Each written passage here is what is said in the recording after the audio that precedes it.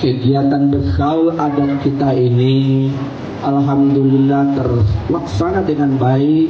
Setiap tahun kita laksanakan secara bersama-sama di Padang Lawen ini. Tentu banyak hal yang ingin kita capai.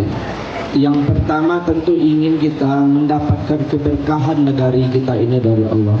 Salah satu cara keberkahan itu dengan menjaga kebersamaan kita. Karena memang dengan bersama-sama senantiasa Allah menurunkan rahmatnya.